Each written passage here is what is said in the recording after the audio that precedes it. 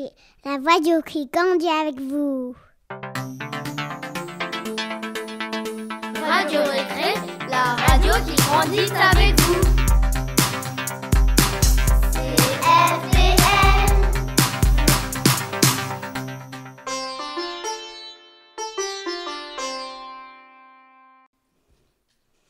Bonjour Monsieur le Consul Général, c'est un honneur pour nous de pouvoir vous poser des questions pour Radio Récré, la radio du CFBL.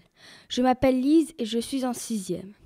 Pourriez-vous vous présenter et expliquer à nos auditeurs à quoi consiste votre métier ou votre fonction ?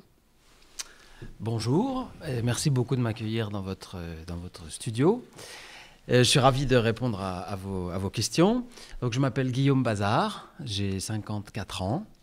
J'ai pris mes fonctions de consul général le 3 septembre, donc il y a seulement moins de 3 semaines, ou 3 semaines à peu près, 3 semaines aujourd'hui.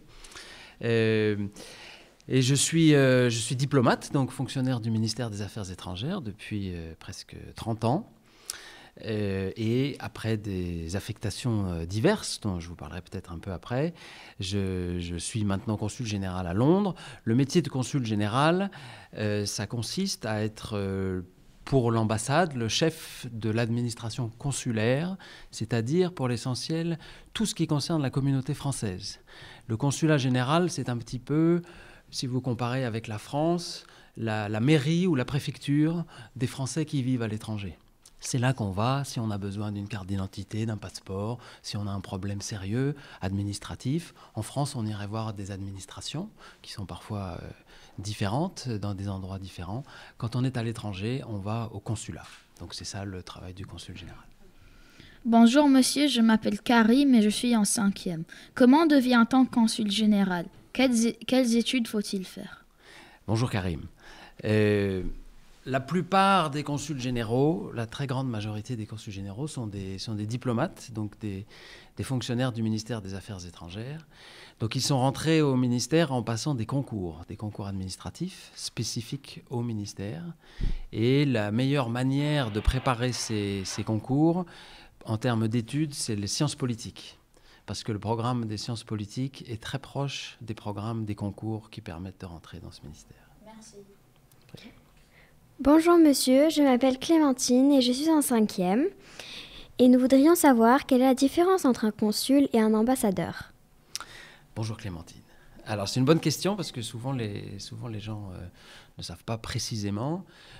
L'ambassadeur est le chef de toutes les administrations qui sont représentées ici. Dans un pays, dans une ville comme Londres, qui est une ville très importante, presque toutes les administrations françaises sont représentées. Il y a bien sûr le ministère des Affaires étrangères, mais il y a des militaires, il y a un amiral qui est l'attaché de défense, il y a un commissaire de police, une commissaire de police qui est attachée de sécurité intérieure, il y a des attachés sur les douanes, l'agriculture, la culture, et donc l'ambassadeur est le chef de tout ça. Il est le représentant du président de la République et du gouvernement à Londres. Et tous les fonctionnaires français qui travaillent à l'ambassade sont sous son autorité. Le consul est un des chefs de service, un des responsables, et donc il est sous l'autorité de l'ambassadeur, même si physiquement, le consulat général est dans un bâtiment séparé, n'est pas à la même adresse que l'ambassade, mais le consul général, moi-même, je suis sous l'autorité de l'ambassadeur. D'accord, merci. Avez-vous choisi d'être à Londres et où étiez-vous avant ? Juste avant de venir à Londres, j'étais à Paris. Quand on est diplomate, on doit alterner le travail à l'étranger et le travail en France. La règle générale, c'est qu'on peut faire 2 missions successives à l'étranger et puis ensuite on rentre pour passer quelques années à Paris. Donc avant de venir ici, j'ai passé 4 ans à la direction des ressources humaines du ministère. Mais avant d'être à Paris, comme tous mes collègues, j'ai servi à Paris et à l'étranger. Pour ce qui est de l'étranger, j'ai été en poste en Norvège, en Bosnie-Herzégovine, au Portugal, en Inde, et j'ai déjà été une fois à Londres, il y a une 15aine d'années.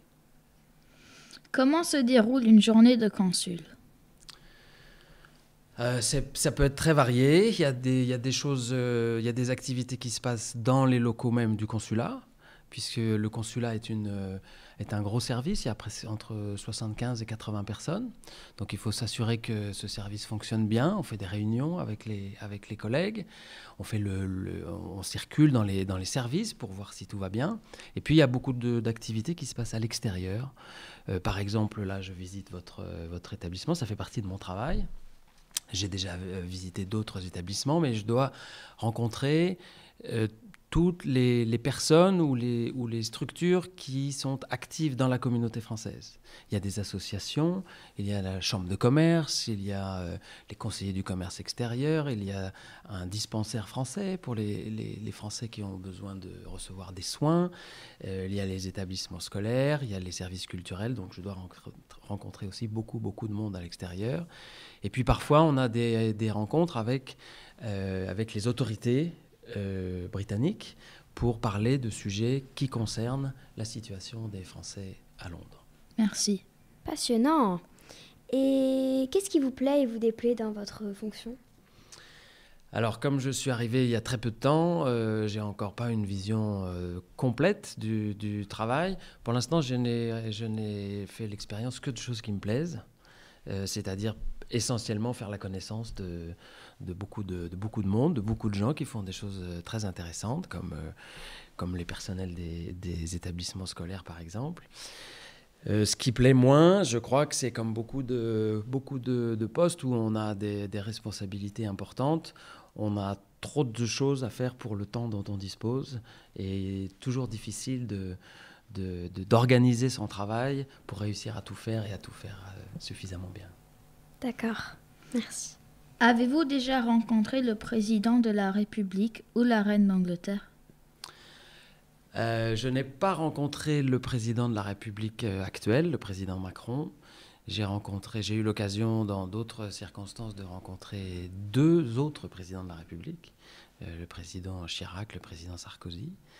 Et en 3 semaines à Londres, je n'ai pas encore malheureusement rencontré la reine d'Angleterre. Okay. Pourquoi êtes-vous ce matin dans notre école ? Je rends visite à la plupart des établissements scolaires français parce que, comme je vous l'ai expliqué, mon rôle, c'est de m'occuper de la communauté française. Et la communauté française, qui est très importante à Londres, vous savez peut-être qu'en Angleterre, au Royaume-Uni, on estime qu'il y a entre 250 000 et 300 000 Français, dont au moins 80% vivent à Londres et dans la région de Londres. Et pour la communauté française, un élément fondamental, c'est l'éducation des enfants. Dans quelles conditions leurs enfants peuvent être scolarisés, soit dans le système britannique, soit dans le système français. Et donc, il est important de connaître les établissements scolaires, parce que quand je rencontre des Français, ils vont toujours à un moment ou à un autre me parler soit de leurs difficultés qu'ils peuvent avoir pour scolariser leurs enfants, soit au contraire de la réussite de leurs enfants. Et pour pouvoir échanger avec eux sur ces questions, il faut connaître les établissements. C'est pour ça que je les visite. Que pensez-vous des écoles bilingues ? Je suis particulièrement favorable aux écoles bilingues. Je pense que à l'époque actuelle, pour les enfants, il est extrêmement important d'apprendre des langues étrangères et surtout d'apprendre des langues étrangères très, très tôt. Et moi, mes enfants ont fait mon fils a fait sa scolarité en Inde dans une école bilingue. Et j'étais très content qu'il puisse avoir l'occasion d'apprendre l'anglais aussitôt. Et donc, je pense que c'est une très, très bonne chose pour les enfants. Et avant de terminer, pourriez-vous, s'il vous plaît, nous raconter une anecdote vécue ou une rencontre exceptionnelle faite pendant l'une de vos missions ? Alors, depuis que je suis à Londres, je n'ai encore pas eu d'expérience que je pourrais qualifier d'exceptionnelle, mais par exemple, quand j'étais en Inde, j'ai eu l'occasion d'aller avec notre ambassadeur au couronnement du roi du Bhoutan. Je ne sais pas si vous avez entendu parler du Bhoutan, si vous savez où ça se trouve. C'est un tout petit royaume, un petit pays de 600 000 habitants, perché dans les Himalayas, dont on n'entend pas souvent parler. Et le roi du Bhoutan avait décidé de transmettre la couronne à son fils. Et donc, il y a eu des grandes cérémonies qui ont duré plusieurs jours de couronnement. Et ils avaient invité une partie du corps diplomatique. Et donc, j'avais participé à ces cérémonies. J'avais rencontré le roi et la famille royale du Bhoutan. C'était assez exceptionnel comme expérience. Impressionnant. Enfin, pensez-vous que le Brexit va avoir des conséquences sur votre travail ? Le Brexit a déjà beaucoup de conséquences sur mon travail. Je passe d'ailleurs une partie assez importante de mon temps sur le Brexit pour une raison très simple, c'est qu'avec la sortie du Royaume-Uni de l'Union européenne, la question se pose de savoir quel statut les Français qui habitent au Royaume-Uni vont avoir après la sortie du Royaume-Uni. Un pays dans l'Union européenne, les citoyens des différents pays peuvent circuler librement, peuvent s'installer librement. Mais si le Royaume-Uni sort, la question se pose de quel régime va s'appliquer à eux après. Donc il y a des Français qui sont un peu nerveux ou un petit peu inquiets, ou en tout cas qui s'interrogent.